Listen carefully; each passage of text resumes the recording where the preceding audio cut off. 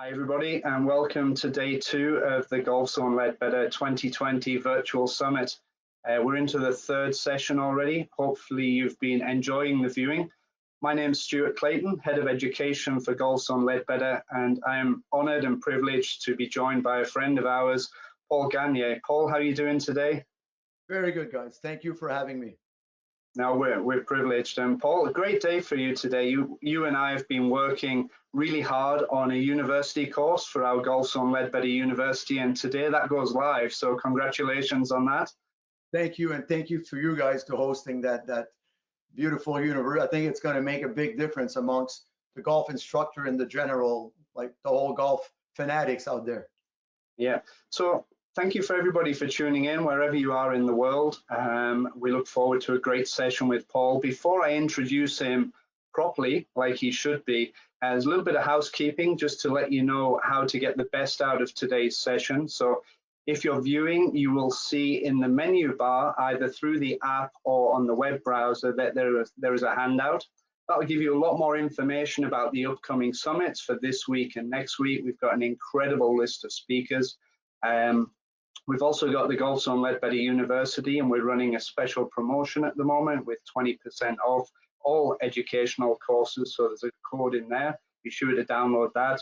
And if you're an instructor and you're interested in learning more about what we do and how we certify instructors, there's more information in a link in there. So feel free to do that. One of the things that we really want you to do is be engaged in the session as much as it's the world of virtual, and you can ask questions along the way. So the plan today is to really talk for about 30-35 minutes and then get to a Q&A at the end where Paul will happily field your questions. The theme today, Paul, is playing pain-free golf, the importance of posture in golf. You have an extensive relationship with David. You've worked in the world of performance sport for so many years now. You've trained over hundreds of National Hockey League ice hockey players. You're based in Montreal in Canada, but you've also worked with really high-profile golfers together with David as well. So Ian Poulter, Justin Rose, Freddie Jacobson, Michelle Wee, and most notably the US Open champion Michael Campbell. And there's a great story with Michael Campbell that I'm sure we can bring alive later about how you were training his eyes. And during the Open that he won, he was running off to the Portaloos and actually working on that. And he holds some notable putts just on the back of doing those exercises. So, Paul, we're delighted to have you. You are an acclaimed posturologist, strength and conditioning coach, co-founder of the Desmotec Training System. I've had the pleasure to speak with you a number of times, but you said to me on a number of occasions, and this really hits home with me as a coach, because as a coach, we talk a lot about posture to golfers. We know that the average age of a golfer is over 50. The average handicap is 18 plus. We want to play pain-free, reduce injury, but we know that posture has a huge influence on the golf swing.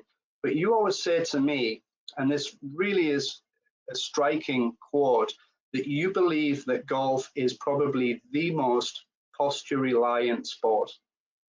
Can you explain that to us? It is. Thank you guys for being here for the presentation. I mean, being with ice hockey players, I mean, you understand if you ever seen a ice hockey player with skates and everything, they need a very good posture and good balance, but never a hockey player or a tennis player or most sports, rugby, soccer, they're in movement before they do a movement. You've never seen a hockey player being stand still. The biggest issue with golf is that at the takeaway, there's a fraction of a second that there's no movement. And this is what, I mean, I'm an avid golfer. I was very fortunate. I was born next to a golf course. And in the summer, our hockey coaches didn't want us to play other sports too much. And golf is very good for focus, and you're kind of alone, and it really brings the best of your brain into it, and also makes you very, very focusy more when you're going to play hockey. But what struck me is that although, because we're good athletes, we're stronger, we're hockey players, it was very difficult to get a constant takeaway. What I've seen over the years working with local pros, they're very good players, is that that big difference amongst the top LPGA and PGA players, just that takeaway and that balance before the ball, before even the swing was started. It was very interesting to see that if we had a scanner to see that instant, like a fraction of a second, they're almost the same. With amateur or very, very low handicap, there's a bigger gauge. And what we found is that when we move, we do postural reprogrammation, it narrows it down a lot more, a lot smaller, a lot smaller. And that's very interesting how we see. Sorry, guys, I'm in my downstairs. I guess someone's calling. Hope there's no fire. But you're always a busy man. No, it's okay. No, my phone is shut. This is my house. And basically what we saw is that when we're able to stabilize the takeaway with a proper posture, because again, I'll go back to the next 30 minutes, that the postural system is not muscle, has nothing to do with exercise a bit. No, I rephrase, nothing to do, but very little. It's a brain program. It's basically the sum of the receptors of your feet with your eyes, a lot of time with the jaw and the skin that will give you message or how you're going to be presenting yourself. You can't think about, oh, I'm going to keep my head back, going to put my stomach. It will not hold into a golf swing. It will modify that takeaway. That's why what we found with very, very good golfers is that they tend to be able to repeat the same posture at any club. I remember many, many years ago, when they came last time, the President's Cup was in Montreal. I think it was 205, if I am correct. And I was with some of David's instructor, and Charles Howell, who was working with us back then, was there. And Trevor Himmelman was on the other with that team, because it was the world against US. And Tiger at that time was like at his prime. And I asked the guy, what do you see? And he was on the range, and they were all talking about technical. He says, guys, look at his posture. You don't even know which club he has in his hands. He was, if I had my plumb line, it was technically perfect in all the, that's why it's a lot easier to reproduce the golf swing when your postural system is well tuned. This is why it's long, my explanation, but I'm French descendant, I'm sorry. And I go back to your first statement. Yes, it is. And not, I believe, based on science, it is the most, where posture will have the most influence. By modifying your postural system, this is where your performance or your prevention of injuries will be the greatest out of pretty much of every activity or sports. Yeah, Paul, I mean, that's a massive statement. And for all the golfers that are viewing today and all the coaches, I think all the coaches will agree massively that the posture and the fundamentals are a mainstay of helping players develop. We all know and even for the golfers listening, if the basics are out of position, then it has a huge influence on the ability to move your body effectively, and it increases the chances, like we've said, of injury. And one of David's mainstays, and my job is to help educate all of the coaches that we have within our network of academies.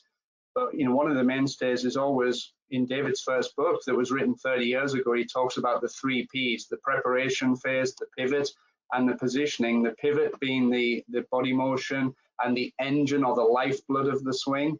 But if the posture is not right, it's very hard to have the engine working correctly. So I can't wait to hear more about what you've got to say here, and you'll get the viewers engaged. Just for the viewers, we are going to be using some slides. So if you're watching through the app, you'll see a little gray bar across the screen. You can change the size of the video for Paul and I if you want to make it bigger or smaller and make the PowerPoint bigger. Hopefully you'll enjoy the next few minutes coming up. So Paul, if we move on to the presentation that we get to see. Perfect. Let's moving on. This is the same slide I use when I give lecture for rugby, soccer, or certain countries in the world they call it football, or like in France, or la calcio in Italy. And I've been working a lot with different teams all over the world, like very fortunate with rugby and football. And this is the first slide. I mean, when you're on the driving range, you're not playing golf. You're at the gym with a stick. And this is something to always think about, of sets, reps, rest. but also what you're going to do in the gym or on the driving range has to create adaptation above and beyond the needs of your sport. This is why when I brought hockey players to David many times, he was shocked how quick they learn. But imagine a hockey player with skates, with there's 5 other opponent that wants to get that puck, and I don't know if you've seen it, it's very violent. I think with hurling from Ireland, I work with the hurlers in Ireland too, in Northern Ireland.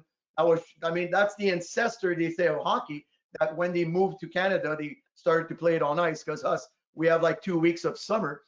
And that's basically when you create above adaptation. Nice, obviously a hockey player is in a better conditioning than a golfer. When he learns the technique with a system like with David, as that unique physical, like he will give you very small cues how to position and minimal to create maximal impact, then my players immediately within a couple of hours were smashing that thing miles. And David was shocked. Was like, David, imagine they don't have skates, they're on the ground, the ball does not even move, no one's going to hit them behind the head while they're moving. They got the whole time in the world to do it. Then because of their preparation, that movement with proper technique, proper skill, teaching, then they'll be able to execute it very well in a very short time. And that's where the why has to be answered by either the golf coach or even the physio or a strength and conditioning coach. Because when you play golf, you should not be out of breath. You should not need a massage therapy after 18 holes, or you should not have to go to the emergency room because you got back pain or something is going wrong into your preparation prior to playing. Yeah, and I know you bring the area of posture and how the posture, the balance and the energy really plays a role. And I think you've got a great illustration here of kind of the world of hockey Yes. that you bring to life. So it'll be interesting for you to kind of bring this one into our golfing world. This is one of my NHL hockey player, Marcos Candela, plays for St. Louis Blues, and he had a wrist surgery, and we had to analyze the movement, how he made it. But if you see all the elastic energy and timing, and it's the same, look at the top, posture, balance, elastic energy, timing. This is golf. Exactly. How to coil and uncoil at the right time. That's basically how to manage energy. And you see even the stick, how it moves, and his feet. And that's very, very useful to understand the same mechanic and biomechanic, energy storage and release under control. That's why, again, most of my hockey players, they learn golf very quickly. Because, I mean, when we evaluate a golfer, it's the same evaluation of the hockey player. It's the same thing. See, postural evaluation is to gather information that's critical or crucial to prescribe the specific exercise. Your postural system will direct you where to go for your training. It's not a one size fits all. And usually within 4 to 6 weeks of postural correction, either receptor exercise, let's say the eyes and the feet, and spinal alignment, they see a big difference sometime immediately after. And we'll show later on a slide that I did with a young athlete. She's 12 years old, a golfer, and that's pretty interesting. And moving on, and on the next slide, you will see that when you understand that, basically, what is the tonic postural system? It's an anti-gravity system. We deal with gravity all day. That's why, since we sat down with, I don't know, I think it's a French guy, Monsieur Lachaise, we invented the chairs, but that was a big mistake because we're not made to sit in chairs. That's why I'm sitting on a Swiss ball, or I am always either squatting or moving around. It's to help with gravity. Also, when it's static balance, when you're taking the club away, what is the main mechanism that will keep you in balance? The static balance means that the takeaway right before you take the club away, you move. How much are you? Are you 50-50? Are you too much forward? Are you too much backward? And that will have a critical impact on your golf swing. After that, it's going to be more equilibrium in movement while you're swinging the club. How much in balance are you staying? Do you need to compensate with different type of movement? That's your postural system too. Has to do with the brain, how your perception. Internal, external adaptation, very interesting for golf. You're playing outdoor. There is wind. There is uneven. The golf course is not even. It's not a golf range. That's why I tell my golfers, practice a lot on the range too, but on the golf course to get that adaptation of the wind and also that different terrain that you have under the feet. Also, it's basically a sensory system. That's where we can't play golf bare feet, but in an ideal world, we would. If you ever seen practice people bare feet, you'll see that they will engram better the movement. You got a very, skin of the foot is more sensitive than your eyes. And management of unstable equilibrium. Again, golf is very unstable. You're on 2 feet, you're moving a club that's far away from you, hitting a ball. Then you will have these instability. How do you manage it to get back to the same spot you were at the takeaway? And that's basically what your tonic postural system does when it's properly tuned up.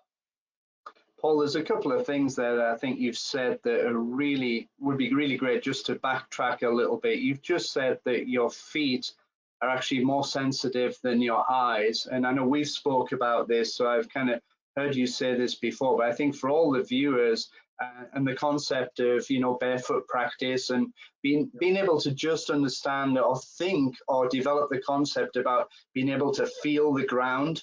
Can you bring that a little bit more to life for the viewers in terms of how sensitive the feet are compared to the eyes, and how, I know you're going to talk about the eyes later on, but how they are a huge feeder or an access to your brain as well? Well, it's the skin of the foot. We have numerous mechanoreceptors under the foot, but one of the number one, and you'll see it later on more slides, it's basically the Pacinian receptors.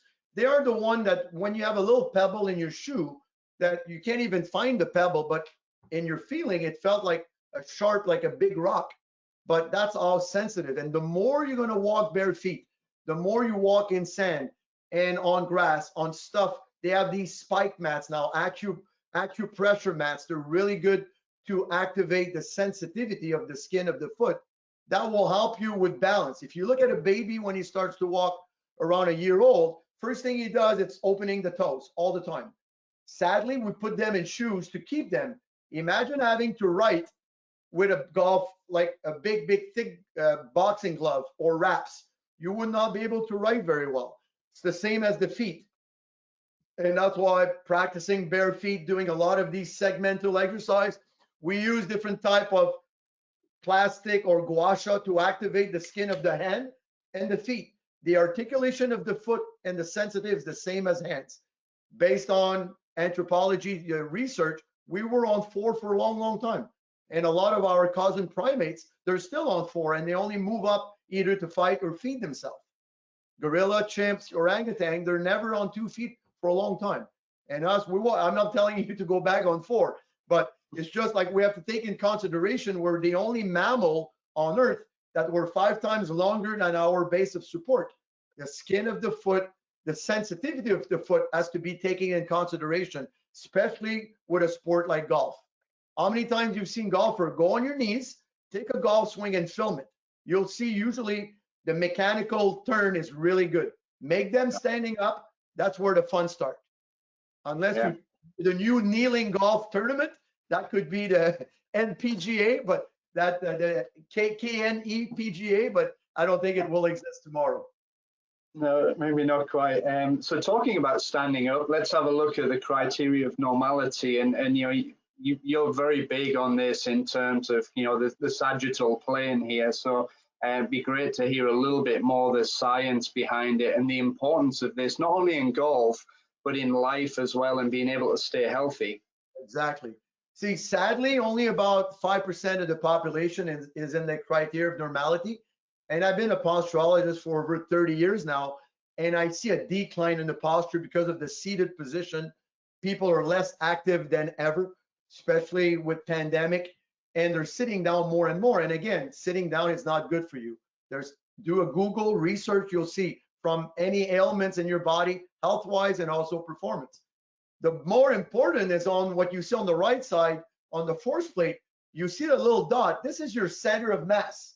That's critical for any sport, but more for golf. Most people, their center of mass is in front and to the right side. They're leaning a bit more forward. And I invite people now, just stand up, please, if you can. And you want to stand up and close your eyes for about a second, just to see where is your center of mass going. And you'll see automatically if you're bare feet. With shoes, it's a little different because you got insoles, but it could be most people will have the feeling of going forward. And that will be critical when you take a golf swing. You will tend to immediately correct it by going on the heel, creating a lot of sway in the sagittal plane. And that's going to create more of the little dot that you see will move all over the place. It's going to be harder to come back to the same place. Also, as injury prevention, the further away you're from your center of mass, the more gravity has an effect on your spine, on your neck, lower back, even the feet. You'll tend to grip the floor more, plantar fasciitis, Achilles tendon problem, hamstring, low back, because you're fighting gravity. You should be like sitting on a stool, and you're not. You're like going forward, and your brain senses that you're under stress. You're creating more cortisol and fight or flight. You're not relaxed. And that will have also an impact on your grip. You'll tend to grip. You'll have a hard time to really feel the movement in a very relaxed state. You've got me feeling guilty about the way I'm sat at the computer here. All of a sudden, I've pinned my shoulder blades back and thinking about what I'm doing. But Paul, for golfers listening and for coaches there, how often would you say that exercise, just simply standing up and trying to be aware of where you are and your balance and your posture and how you sit, how often per week would you recommend that the viewers kind of work on a little exercise to improve their posture and stay a little bit fitter and healthier? But this is more like a test, is to see what you'll do later on works. Because in the morning, it could be, because it's very hard to assess it if you don't have any tools, but it's good to know, like, let's say when you feel better, you had a good news or you played a good round, test it, and you'll see, you'll tend to be more on your heels. If you feel like you lost a lot of money at the track, or you're not feeling that lucky, you might feel more forward. And we've done some research on it. This is where your attitude, your perception will change that. Also with breathing techniques that I'll show later on, that will help. But again, the sad part with a postural system, it's unconscious. Then with some eye exercise, activating the skin of the feet will bring you back automatically. Like with this, you just rub the sole of your feet just with a comb.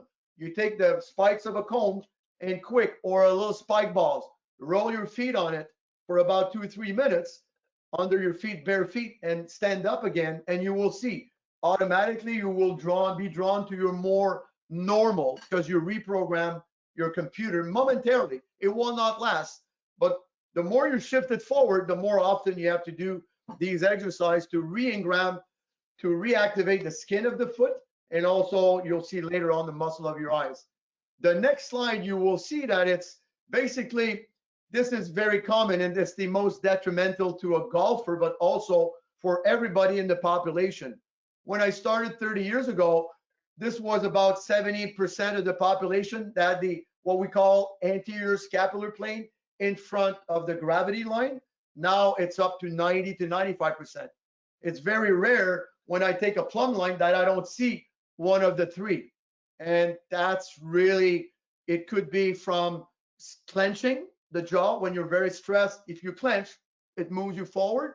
Imbalance at the muscle of the eyes that I'll show later, or a lot of time, too much shoes. Like the foot is not doing its job as a sensor anymore. And it doesn't do, you might be wearing 12 or in European size 45, but maybe your surface of contact might be just a 40 or just a 9, because you're not fully grounded. And that's going to be, again, detrimental to the golf swing. Moving on the next slide, we see that This is what happens with most people. They have a valgus foot, meaning pronation. Look what's happening at the knees, at the ankle. Look at the spine. Some people, they will do tons of abdominal training. They'll look like they have a stomach, but it's not because they're fat. Their posture is incorrect, creating a lot of pressure in the lower back and in the hips, and it will create that kind of abnormal solicitation while you take a golf swing. Moving on to the next slide, we see also what it does to the spine and that compression. Imagine you're playing a sport like golf that you're bent forward pretty much all the time. And if it happens that you're not a pro and you have to carry your golf bag, a lot of time you carry it on one shoulder. Imagine mix with the walking, with the back like this. No wonder why back is one of the #1 problematic that we have ailment amongst golfers. Also, they always swing to one side. I recommend to my golfers to get a 7-iron, something that's light or easy, and try to swing on the other side too, just once in a while to rebalance it, like we do in many sports. But that's all caused by the feet. By activating the foot, you will create, not tomorrow, not in 2 days, but in a couple of weeks, you will create that resupination, and suddenly your spine's going to get less compressed, and you will see a difference in your any swing. You play hockey, you play baseball, you play tennis, but mainly golf because of that kind of starting static position. Moving on. Can I just jump in there? Go, man. Go. I was just going to say that, you know, swinging the opposite way, I think that's a really good point for the viewers there, that especially people that are practicing and playing a lot and highly competitive, they're doing a lot of repetition on one-sided movement. I know it's something we would always recommend as well, is to try and, you know, balance things out a little bit. So I think that's one point I just want to reinforce, that, hey, that's definitely a takeaway to if you're a competitive golfer there. So sorry. We recommend like a 1 to 10. Let's say every 10 balls you hit maybe 1 or 2 on the other side. That's what, there's no research on that. It's just our observation. And what we found after a couple of weeks, your focus is increased, because obviously if you're right-handed and you're swinging left, you need to concentrate more. If not, you're going to hit your right foot with the club or hit your neighbor. But after a while of that refocusing, increasing focus, when you take your club, your perception is going to be easier. And that's what we found in baseball and many, even tennis. We've seen many. It's because of that loop. If you understand this, I could leave now and just study that slide. Basically, it's the interaction with the brain, with your posture, with the mechanoreceptors of the feet, proprioceptors, meaning where you are in space with all the ligaments in your body, but mainly the feet. Vestibular, this is right near with your cerebellum, basically connecting with the inner ear and the eyes. With the vision, all gathers information to the brain, and the brain will tell you, this is okay, this is how everything's going to work. If 1, 2, or 3 doesn't work well, don't wonder why when you learn things from the frontal lobe, this is why where you keep the information and premotor cortex in the brain. When you take golf lesson, if all these above are not working well, when the coach is there, you'll be okay.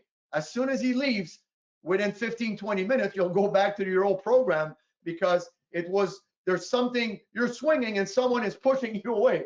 Imagine trying to take a swing and someone is pulling you or talking to you.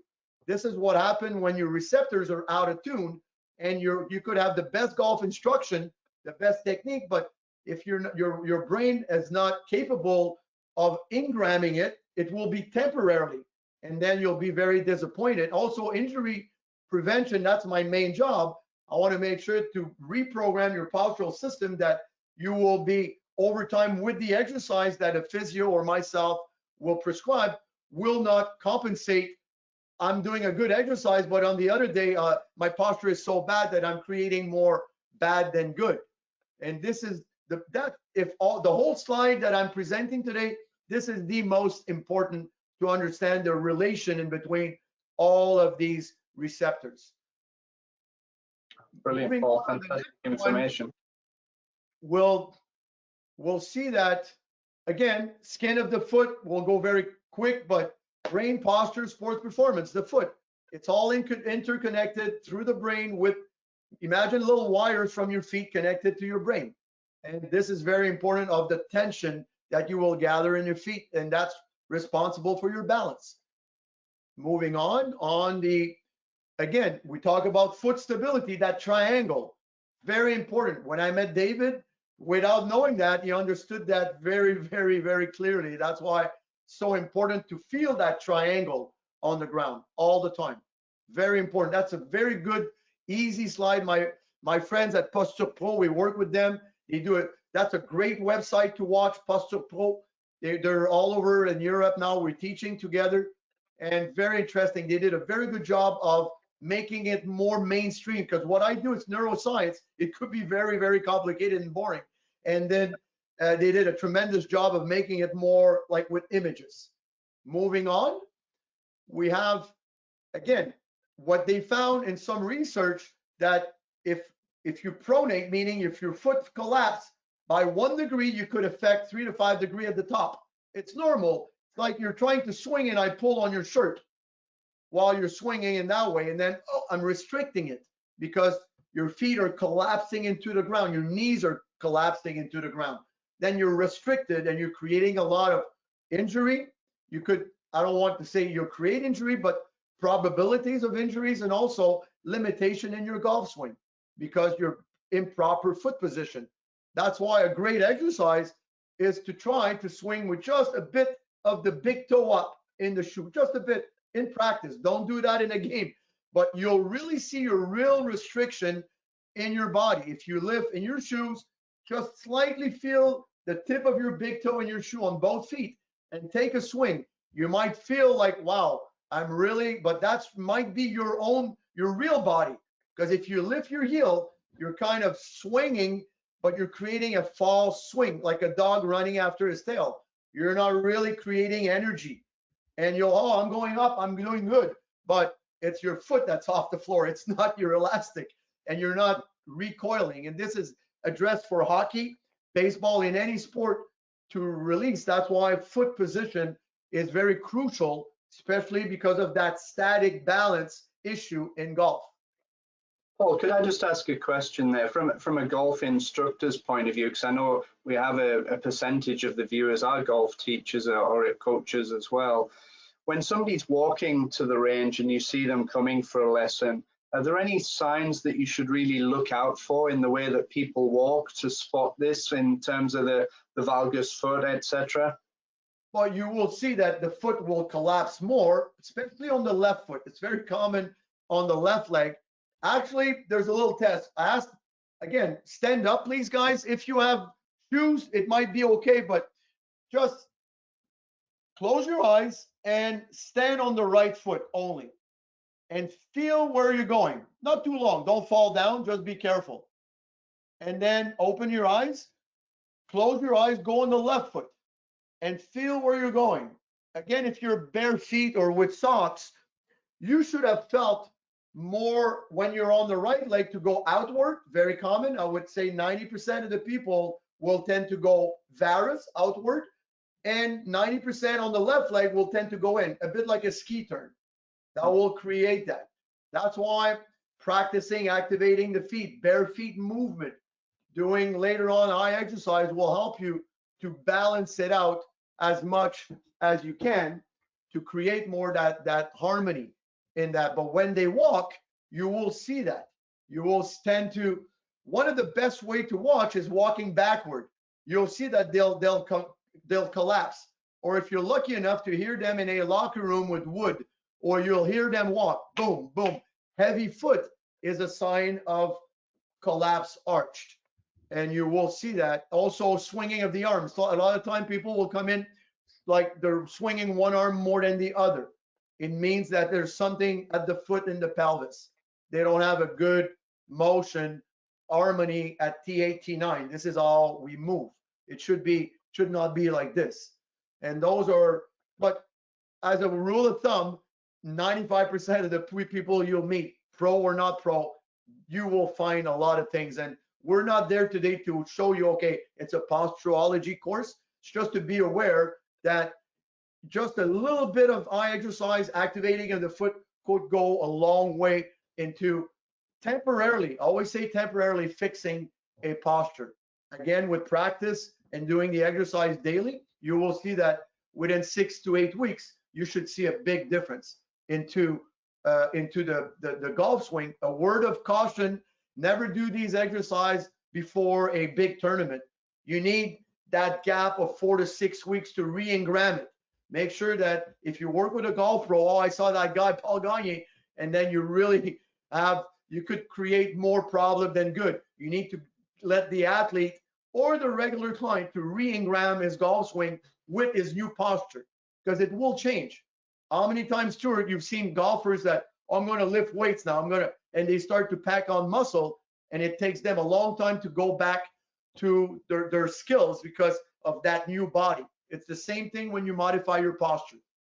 Yeah, and I know we spoke before about all of these exercises and the tips that you gave there for golf coaches to be a little bit more aware of what might be going on with the arm swinging, walking backwards on the wooden floor, you know, looking at kind of how they walk, etc. They're huge tips, I think, for a lot of golf instructors, a lot of golfers as well. But yeah, you see a lot of people, they'll change their posture and it's in a lesson, they do well, but you've got to reinforce it, reinforce it, reinforce it. You've got to keep doing little and often.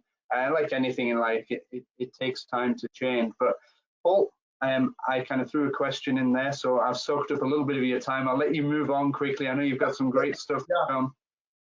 Again, clinical signs of problem with the muscle of the eyes: difficulty to concentrate or memorizing, decline in intellectual efficiency, especially in the afternoon or later at night. Let's say you got a document to do or an article to do, and you do it in the morning. Oh, I feel good. In a week later on, you do it in the evening. Wow, my ideas are not coming. Usually, it comes with the imbalance of the muscle of the eyes. Doesn't mean you need glasses. Just there's 6 muscles and you need to work them. Excessive fatigue, but constantly, like around dinner time, or learning difficulty when reading, or feeling nauseous in a motor vehicle. If you're reading in a motor vehicle and you feel a little nauseous, a lot of time it's an imbalance of the muscle of your eyes. Or if you're on top of a building and you really feel dizzy, a lot of time it's the eye muscle. Or jamming hands into doorknobs or tripping in the flowers of the carpet later in the afternoon more often, then a lot of time the muscle of the eyes might be impaired. Moving on. See, this is a very interesting, we did that test last week with a young golfer. She's only 12 years old, from Rhode Island, and pretty good golfer. And that's her first swing. I've never seen her before. And I did it on Zoom, and I wanted to see what's going on. And her coach had told me she had the tendency to jump on the ball. So, okay, let's see what we could do immediately. Now move on to the next one. I did a very quick eye test, and I saw that she had a bit of problems in the muscle of their eyes. Basically, a lack of convergence. Basically, if I took my finger, I brought it in, her right eye was not coming in as much as the left one. Normally, both eyes should point inward to the target. And I gave her, it's called VOR, vestibular ocular reflex. Basically, she has to look at her thumbs, turning her head left and right gently, side to side. As you could see, when she does it, she'll lean a bit away on it. That tells me a lot of things on the movement of her eyes. You'll do about 20 reps, but make sure that it's like a metronome and it's safe. It's really safe. If they tend to move like this, she tends to, or it's not like a pure swivel. It's not like fluid, but it shows that she needs it. Also, she will be restricted in turn 2 because of the neck position.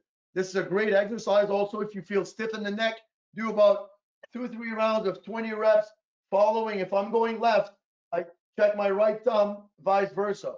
And you will see that if you stand up after, your what you found earlier when I asked you, you might be different.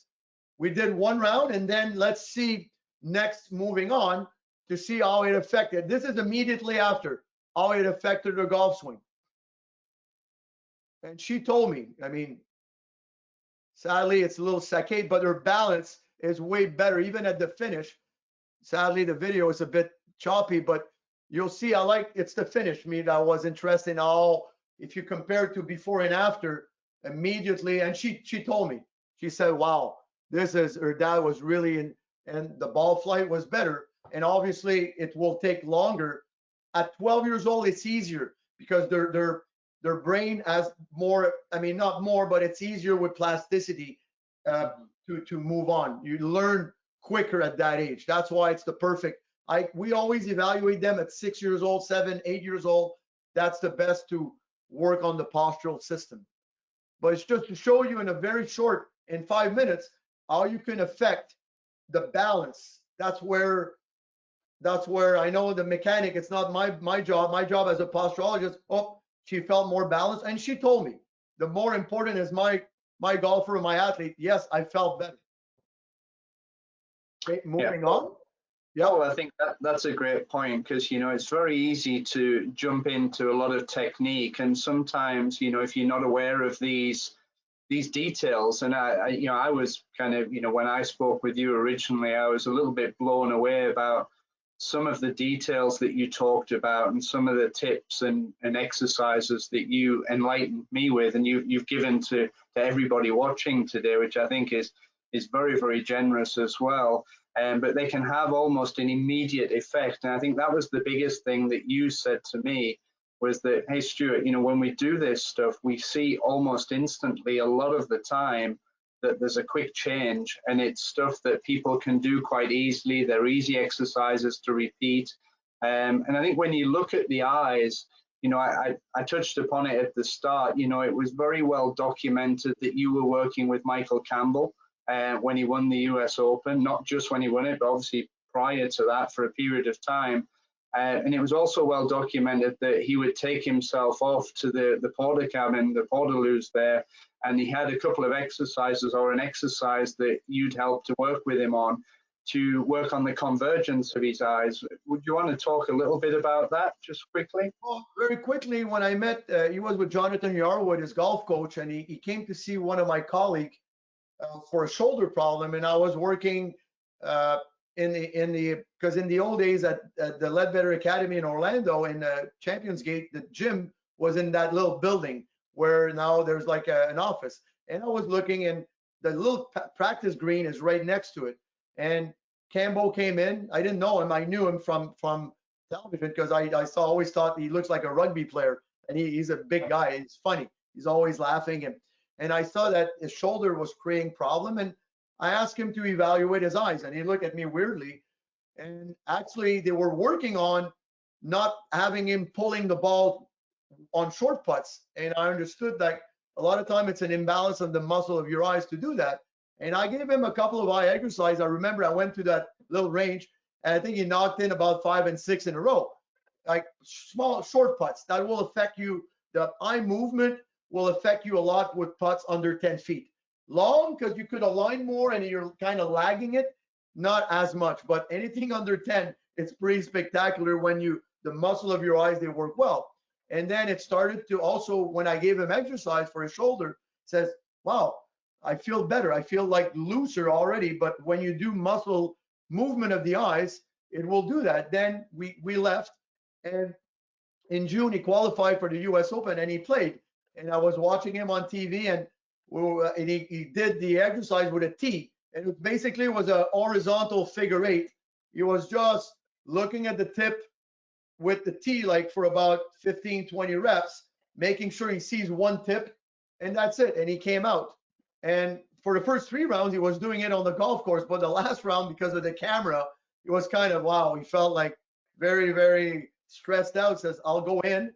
And that's what he did, and obviously it worked well for him. But also the fact inside, being in the porta potty to really relax, doing that kept him in his zone. And that's why when you do eye exercise, it really works also your brain, and also your brain waves. I won't go in detail, but we have research showing, like, when you do eye exercise, breathing exercise, because of the vagus nerve, you influence your like, mainly you're bringing yourself into alpha brainwave when you're relaxed, but the most efficient for especially sports like golf. That's why if we go to the next slide, because this is more, see what I did with her after, I wanted to see an impact. On the right-hand side is a high-level tennis player that works with me. I gave her breathing techniques. Basically, you inhale through the nose for 3 seconds, and you exhale through the mouth for 5-6 seconds with the lips almost closed. Basically, it creates a good harmony in the, it's called ZOA, zone of apposition of the diaphragm, but it also gets your vagus nerve under activation that creates, it's called acetylcholine. It's a very powerful neurotransmitter, has the capability of keeping you very calm and in the game. And that's what I did with her, because she was all excited of all the exercise she did. Now it says, okay, let's see if I calm her down. And we did it for about 20 reps. Basically, inhale nose, exhale mouth, like a vacuum. As she exhales, she pulls her abs in, inhale through the stomach, abs out a bit, just in that motion. And then we took another golf swing right after. I think that's the next slide that we go in. We move on. And that's after the breathing exercise. And that's for her that she felt the best. She told me that she felt so connected with, and also in balance. And you see her face, she's 12 years old. I love that, the spunk. And again, I've never met her. I did it on Zoom. A friend of mine works with her. And that's why, again, it does not happen always like this, because she's young and she's a good athlete. But believe me, I've been doing it for over 30 years. There's always something that your client will come out with. And that's going to enable you as a golf coach or as a physical instructor to go a little longer with the person. To now you have their attention. They know, like, I might be able to help you. Now let's go on to have a longer program that's going to help you achieve whatever you want, injury-free performance, or just having fun on the golf course. And that's the main thing, like she's doing. Oh, Paul, I mean, so many different areas that you've touched upon there. And, you know, I know we'll move to some questions in a second here, but you've worked with David for a number of years now. You've spent a lot of time at headquarters in Champions Gate. David spent a lot of time with you. I know you and your colleague, Andy Moran, have helped put together this course for our university platform that covers, you know, very much what we've talked about today, but in much, much more detail, primarily for golf instructors. But what do you think, over your 30 years of posturology and working now also in the NHL, but also in golf, what do you think you've learned or you've seen as you've evolved over the years? Is the techniques or tips or tricks or just common things that you see? I'd be interested to hear your learnings from the last 30 years. But I mean, if I talk in the golf world, like you've seen it now, physical, mental, and posture is getting more and more. You see that the physiques of the girls and the guys, they look like athletes now. They're more athletic, and they know it, and we see it, and it's pleasing to the eye, because they understand that. See, golf, it's called starting strength. Golf is in the same category as a javelin thrower, a shot putter, or a disc thrower. It's different size, but the definition is how to move a light object fast. The lighter the object and the faster you go, the more unstable it is, and the more you have to tune in. This is where we've learned a lot of what we've been using with the hockey players and other sport as a correlation. We didn't know that before. I met David. It was one of the first time I met a golf instructor like this that really able to understand what it's in our mind. And as I told you as a joke, I always told David, if ever you quit your job, come and work with me in Montreal. You'll be the greatest trainer ever, because he understands that. And I learned a lot looking at him too, that keep it simple and with feeling. And there are fundamental biomechanical aspect that you need to recognize and also to follow, same as in posture. But basically, it's a brain thing. When your brain is well tuned, then you're okay.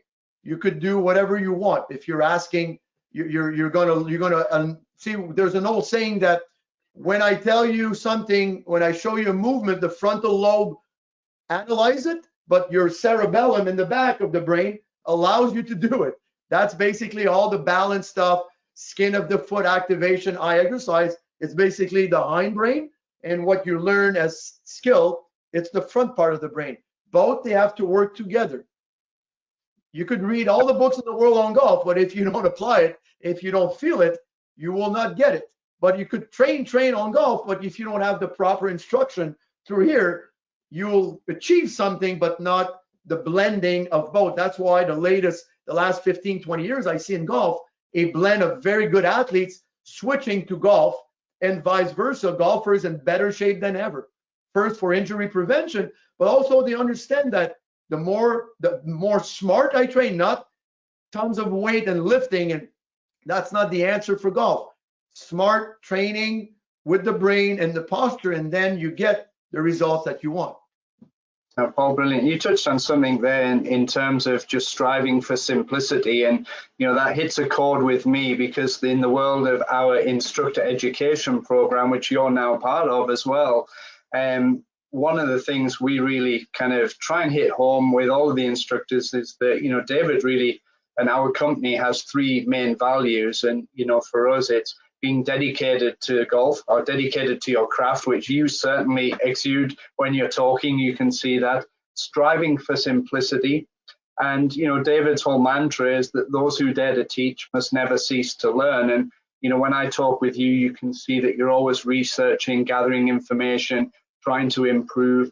You're a master communicator. You're so engaging when you watch it. I'm sure the viewers have really been engaged and enjoyed watching you today. But you can tell that you're dedicated as well, and I know from working alongside of you, you are dedicated, because your days are pretty hectic. But moving on, we've got a question that's come in from a golf instructor based in the UK that is part of our Leadbetter Kids program, Leah Rurlish. She said, what are your thoughts on golf shoes? What are the best type, and will ill-fitted golf shoes have a massive impact on your ability to maintain a good posture throughout the swing? But I don't know, I've been I know that the tendency the last couple of years is to go to very soft sole and leather. That's smart. In an ideal world, you would have toe shoes like the Vibram with spikes. That would be the ideal. But I think now with the brands are getting more, they have a lot of biomechanical experts now. They're starting to understand that you don't need that much support. But yes, to answer, a bad fitted shoe will create that, or too much hard orthotics will create a kind of blindness of the foot. Has to have not much support and create. You could have, I've seen in Europe some certain type of insoles, Postural, they have amazing insoles that they make, and they're pretty cheap. It's called proprioception insoles. They're amazing, and it almost looked like a mini spike ball, but and my son has flat feet, plays basketball, and he's seen very good results with it. But again, for brands, I think now you have to be aware that if the person has valgus feet, you have to make sure that they do proper exercise to create their own arch, and making sure the shoe doesn't have too much support to create more, because if you support too much, you will collapse the arch over time. All great. I know we're getting to the close of the session here, but we've got time for one more question. There's a question from Daniel Eason. What are some of the key reasons for players tilting their heads in the backswing? Well, most of it's going to be an eye problem. Check the muscle of the eyes, and I would say 9 out of 10 they will. Even someone that's talking to you, that's like this, or you'll see that their shoulder is down, and when they move in, most 99% of the time, if you bring a pen and you check the eyes, you'll see that one eye will not converge. And I guarantee you, give them the exercise, try it, and it should modify pretty quickly the head position. Great, Paul. From me, there's a lot of information there, but if you had to give a summary of one piece of advice for a golfer and one piece of advice for a golf instructor today, as a parting gift, if you like, what would they be? Well, I mean, as a golfer, now posturology is pretty much everywhere, and Postural program from my colleagues in Montreal, they're pretty much everywhere now in the UK and Europe. They must have, I'll send you a link, but it's very good to have a postural eval. Very interesting, doesn't cost that much, and it's very valuable to understand as a golfer, even a golf instructor, to have your own, to see where you are. And a word of like just a tip for the golf instructor: be aware that your instruction will be always in competition with the posture. If the postural, don't bang yourself on the head. If you see some of your clients, they're not learning. A lot of time, there is a faulty mechanism in their postural system that doesn't allow them to really engram fully what you're teaching. This is why when you buy a house, where do you go? Down in the basement to make sure that the foundation is really, before you build a second floor, you want to make sure there's no cracks in the basement, or the floors are very well even. That's why structures dictates function. Very, very old biomechanical law. Posture is the base, it's the groundwork, then you could build anything on after that. Yeah, I think there was a slide that you had there that really depicted that, and you know, it works from the ground up and it's the foundation. So Paul, we're coming to the close. I can't thank you enough, not only for everything you've done with giving up your time graciously today, but the work that you've put in to bring... Okay, guys, I'm leaving. No. We don't tell you that part. Back your secretary. So, no, the work that you've done bringing together the applied posturology course for the university platform, I've been fortunate enough to work with you on bringing that together. For any golf instructor that really wants to know a little bit more about this, I would definitely recommend that you check it out. It's live today. Download the handout. There's an exclusive discount code while we've got the webinar and the summit running for the next 2 weeks, which takes 20% off.